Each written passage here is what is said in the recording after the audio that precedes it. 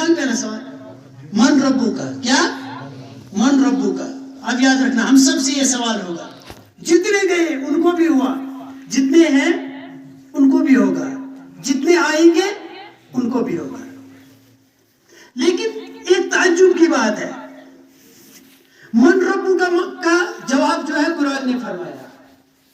آپ دیکھیں گے اس سوال کے جواب میں اللہ رب العالمین نے قرآن کی بہت ساری آیات نازل کی. کس سوال کے جواب میں؟ یہ جو من ربو کا ہے. من ربو کا مطلب ہوتا ہے کہ آپ کا رب کون ہے. منکر نکیر یا قبر کے اندر سوال کرنے والے ایسا سوال پوچھ رہے ہیں جس کا جواب ہر کوئی دے گا. بلکہ ایک حدیث میں آیا ہے کہ کچھ لوگ نہیں دیں گے، وہ بولیں گے ہائے ہائے ہمیں تو پتہ ہی نہیں ہے. لیکن جب ہم اس حدیث کے اس ٹکڑے کی یا قرآن کریم کی مختلف آیات کا آپس میں جب میچ کرتے ہیں، جوڑتے ہیں، تو یہ قبر کے اندر کیا جانے والا سب سے آسان سوال ہے. اور میرے علم کے مطابق جو میں نے اس تعلق سے پڑھا ہے اس میں یہ ہے کہ 99% لوگ اس کا جواب دے دیں گے. من ربو کا، کہ تمہارا رب کون ہے. اس میں بڑی چاشنی ہے، اس سوال کے اندر بڑی باریک بھی نہیں ہے. علماء بھی خیال رکھیں گے، عزیز طلباء بھی خیال رکھیں گے، اس سوال میں بڑی باریک بھی نہیں ہے. وہاں پر سوال ہونا چاہیے من الہو کا، کہ تمہارا معبود کون ہے. لیکن سوال ایسا نہیں ہے.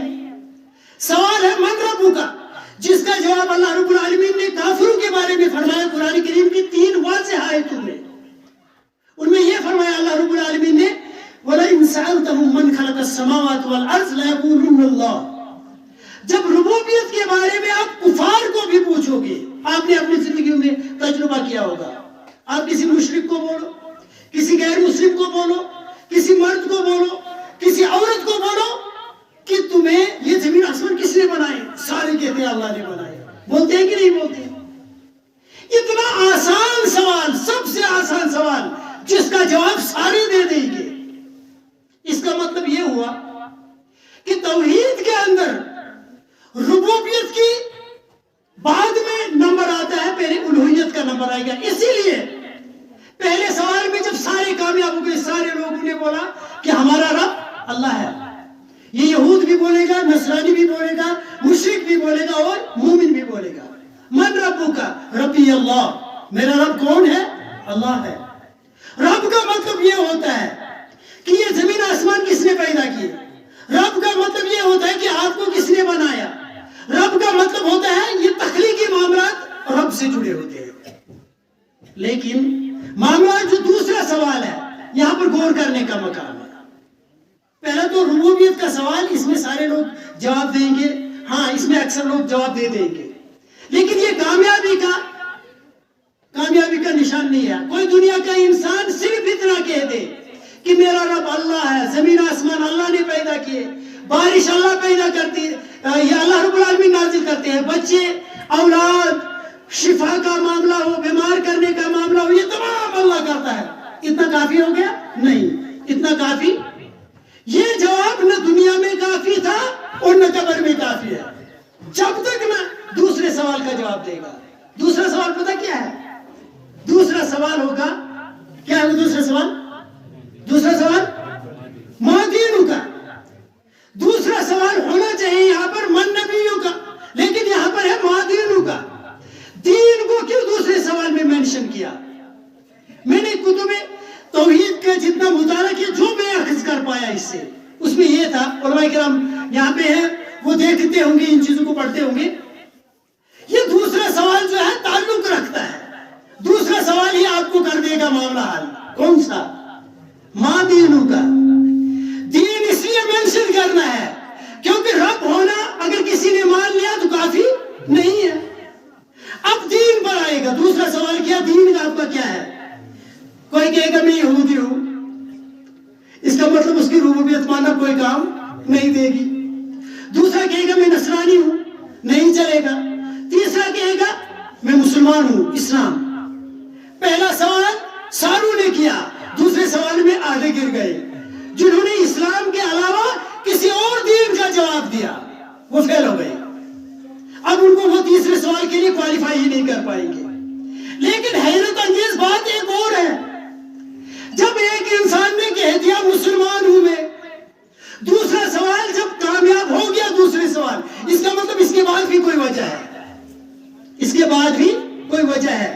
میرے جوان جو ہے جن کو مخاطب ہونا تھا وہ کم تعداد میں ہے. جو تیسرا سوال ہے وہ دوسرے سوال سے ریلیٹڈ ہے. آپ مجھے بولو اللہ رب العالمین کے ان فرشتوں کا کوئی انسان کہے گا کہ میں مسلمان ہوں؟ اب تیسرا سوال کرنے کی شاید ضرورت نہیں رہتی ہے، مت رہتی ہے، لیکن تیسرا سوال ہوگا. پتہ تیسرا سوال کیا ہوگا؟ تو کیا ہوگا؟ من نبی ہوگا. کیا؟ من نبی ہوگا. یا اس کو آپ اس انسان کے بارے میں کیا جانتے ہو جو تمہاری طرف بھیجا گیا؟ یہاں پر اہم نقطہ ہے جو ہماری دعوت کا اصل بیک بون ہے، جس کو ہم سلفی دعوت کہتے ہیں. بیک بون یہیں پہ ہے جو تیسرے سوال میں ہے. دوسرے سوال میں سارے مسلمان جواب دیں گے. پہلے سوال کے بعد ڈسکوالیفائی ہو جائیں گے سارے مذہب کے لوگ، ہوں گے کہ نہیں؟ اب دوسرے سوال میں بھی ڈسکوالیفائی کا معاملہ آ جائے گا. یہاں پر بھی مسلمانوں میں اب ڈسکوالیفیکیشن شروع ہو جائے گی. دوسرے سوال ہوگا آپ کون ہو؟ مسلمان ہے کہ نہیں؟ چلو یہاں تک پاس ہو گئی. اب تیسرا سوال ہوگا.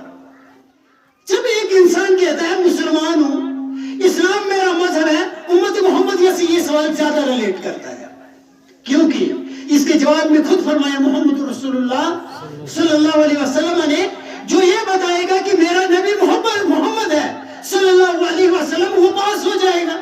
اس کا مطلب یہاں پر ڈاکہ نبوت پر ہے نہ کہ اسلام پر.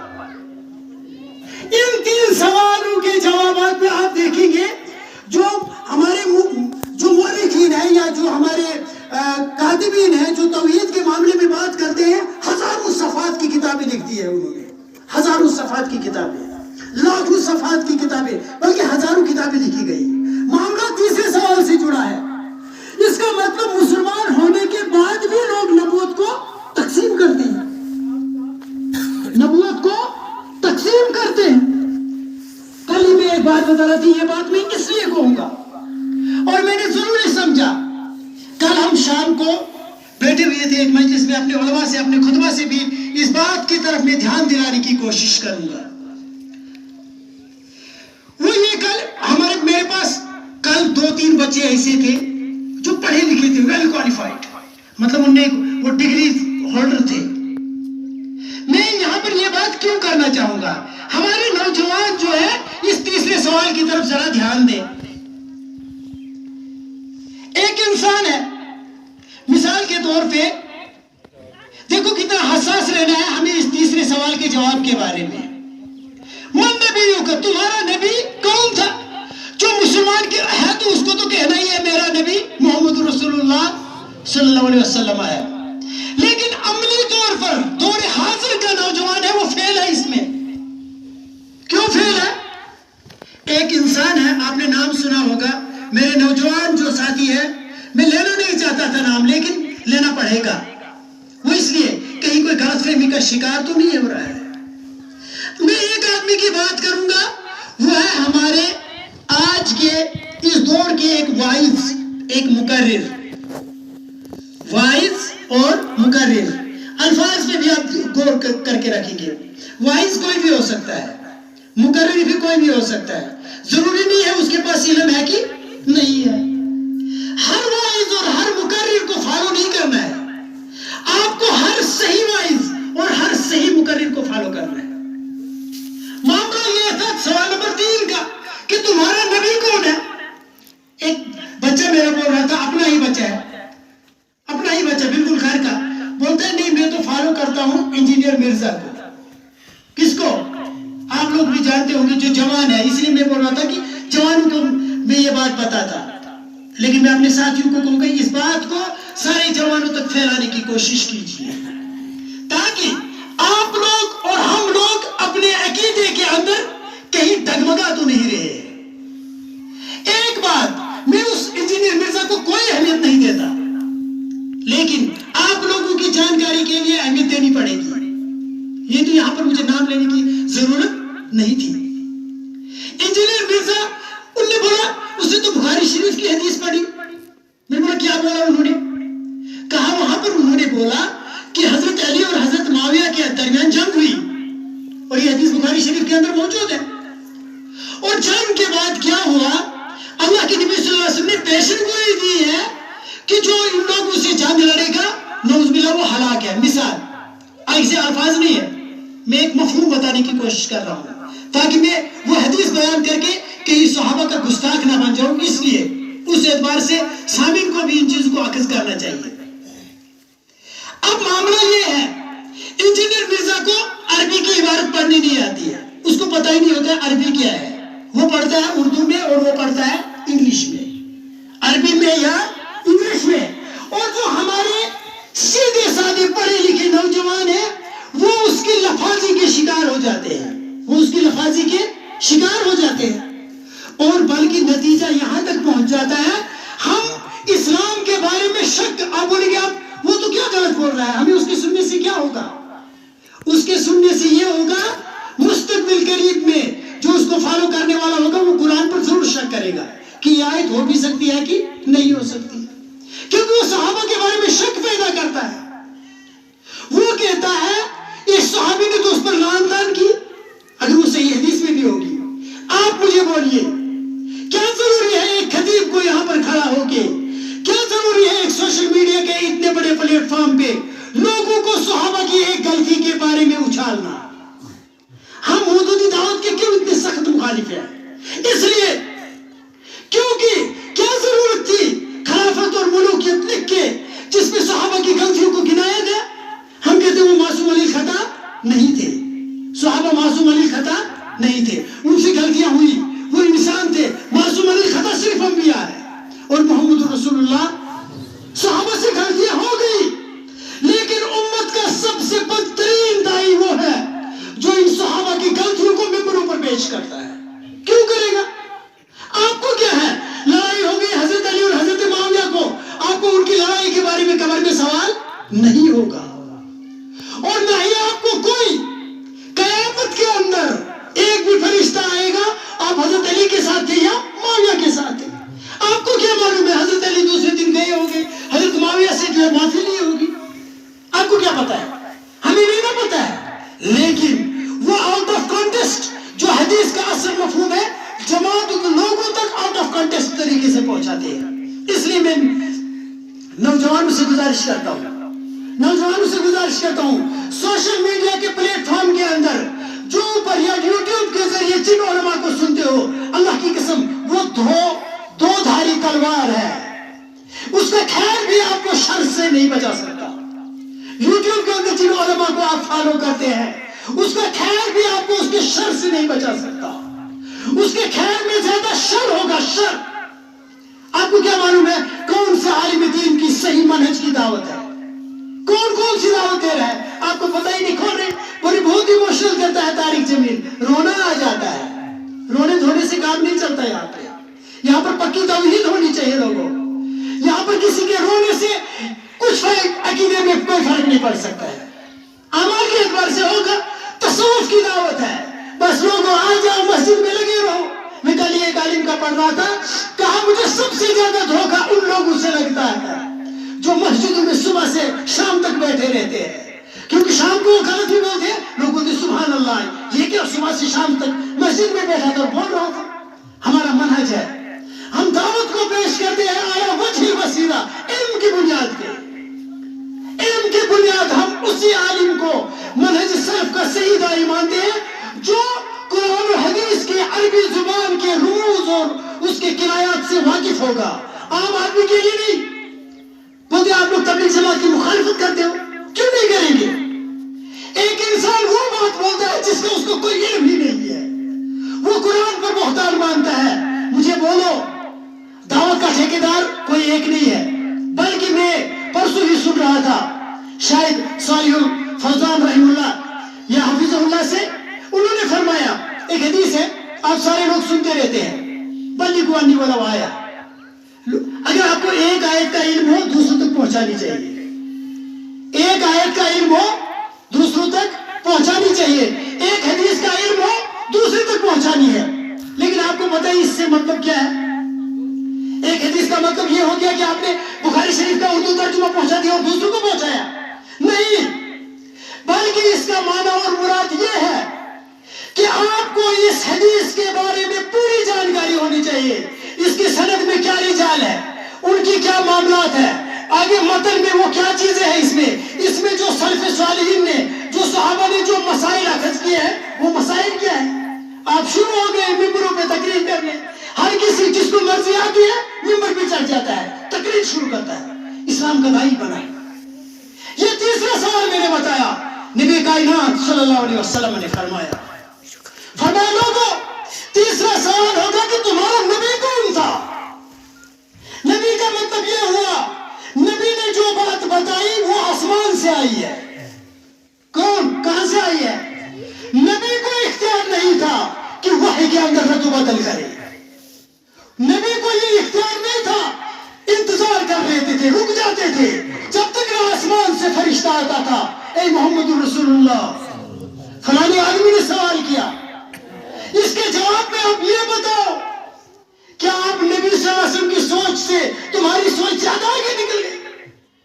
قرآن کی آیات کا اپنا ہی معنی اور مقصد نکال رہے ہیں، حدیث پڑھتے ہیں ایک جگہ فٹ کرتے ہیں دوسری جگہ، راستے کی حدیث مسجد میں فٹ کر رہے ہیں، ایسے لگتا ہے جسے نبی صلی اللہ علیہ وسلم کو تشریح نہیں آئی یہی کر رہے ہیں تشریح۔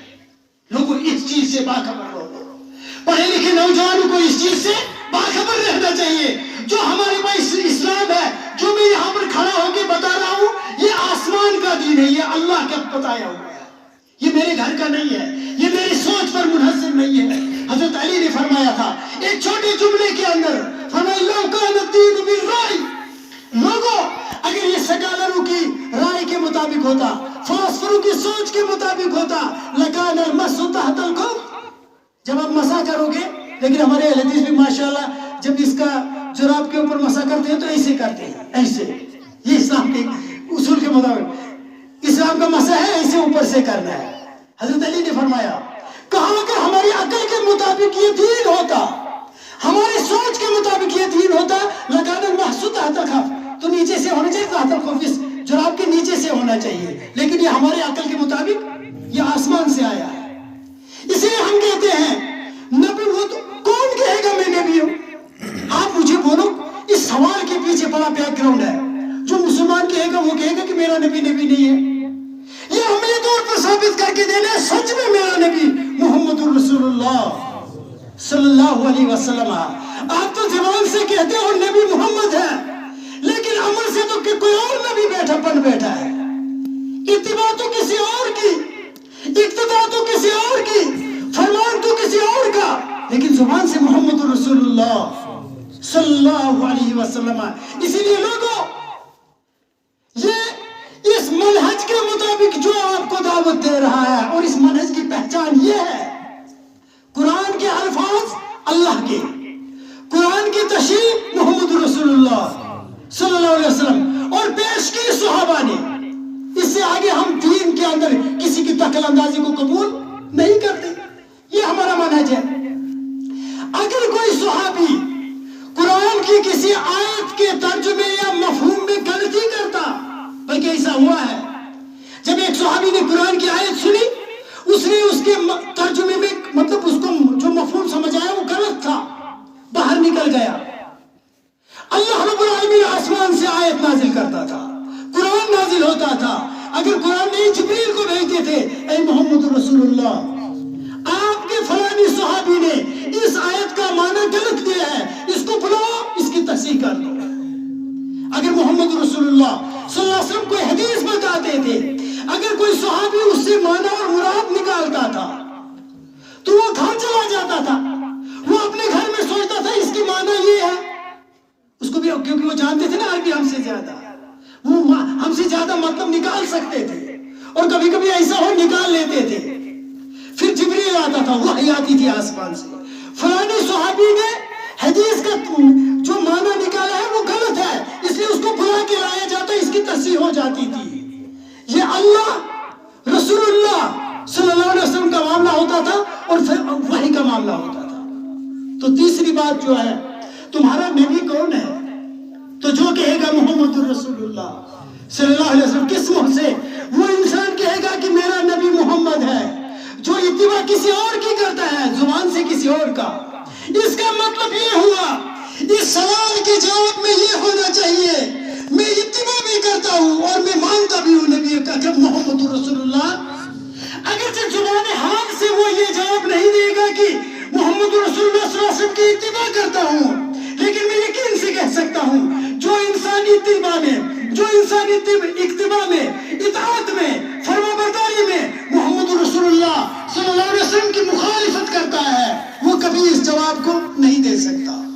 ماؤں بہنوں کے لیے ایک بات، کیونکہ یہ چیزیں علمی تھی، توحید کے بغیر کام چلنے والا نہیں ہے۔ ان تینوں سوالات کے جوابات میں صرف توحید چلے گی، اور توحید کے دونوں جز، چاہے وہ لا الہ الا اللہ ہو یا محمد رسول اللہ ہو صلی اللہ علیہ وسلم۔ ایک خاتون آئی، میں اپنی ماؤں بہنوں کے لیے ایک حدیث بتاؤں گا، اسی کے ساتھ اختتام کروں گا، اور پیغام اپنے خطبے کا اسی میں ہے۔ نبی اکرم صلی اللہ علیہ وسلم کے پاس ایک خاتون آئی، ایک عورت آئی، ایک ماں، ایک بہن، ایک صحابیہ آئی۔ آپ کو پتا کیا حاجت تھی اس کی؟ حدیث کا مفہوم بتا رہا ہوں۔ یا رسول اللہ صلی اللہ علیہ وسلم، میرا معاملہ یہ ہے، مجھے ایک بیماری لاحق ہو گئی ہے۔ کیا بیماری لاحق ہو گئی؟ مجھے مرگی آتی ہے، تو کیا چاہتے ہو؟ اے اللہ کے نبی صلی اللہ علیہ وسلم، مرگی آتی ہے مجھے، میرے لیے اللہ سے دعا کیجئے کہ مجھے مرگی نہ آئے، مجھے مرگی نہ آئے۔ کیا عظیم الشان تھی وہ صحابیات، وہ صحابہ، یہ دین کے ترجمان، یہ دین کے امانت دار، جن پر انگلی اٹھانے والے، اسلام کو داغدار کرنے کی ناکام کوشش کر رہے ہیں۔ یہ کتنی دور اندیش ہوگی یہ خاتون۔ یا رسول اللہ صلی اللہ علیہ وسلم، مرگی آتی ہے، کیا کرنا ہے؟ دعا کیجئے اللہ سے کہ اللہ میری بیماری کو دور کر دے۔ نبی اکرم صلی اللہ علیہ وسلم بیٹھے تھے، ہاں دعا تو کروں گا، دعا کروں گا، لیکن اس سے پہلے ایک بات سنو، اگر آپ صبر کرو گے آپ کو جنت ملے گی، اگر آپ صبر کرو گے تو آپ کو جنت ملے گی۔ آپ مجھے بولیے ذرا، میں حدیثوں کو بتاتا ہوں، اپنے آپ کو سلفیت سے جوڑنے والوں کو بتاتا ہوں، اور یہ آپ سارے لوگوں کا تجربہ بھی ہوگا اور میرا بھی ہے۔ کسی کو بولیں گے کسی کا بچہ بیمار ہو گیا، وہ ڈاکٹر کے پاس لے گیا، علاج ہی نہیں ہوتا، پھر شرک، مجھے اولاد کے لیے تو شرک بھی کرنا پڑتا ہے، یہ حدیث بولتے ہیں۔ کیا اولاد کے لیے تو انسان کو کچھ بھی کرنا پڑتا ہے؟ کیا کچھ مطلب اس سے ہوتا ہے؟ شرک بھی کرنا پڑتا ہے۔ یہ خاتون، اے اللہ کے نبی صلی اللہ علیہ وسلم، مرگی خاتون ہے، عورت ہے، عورت کا مرگی آنا مرد کے مقابلے میں تھوڑا زیادہ ہی خطرناک ہے۔ یا رسول اللہ جنت ملے گی؟ ہاں جنت ملے گی۔ اب جواب کیا ہونا چاہیے؟ نہیں، صحت کے لیے تو کچھ بھی کرتے، اس نے جائز طریقہ اختیار کیا تھا، وہ جائز ہے کسی سے دعا کرانا کہ میری بیماری دور ہو جائے، اور وہ بھی محمد رسول اللہ صلی اللہ علیہ وسلم۔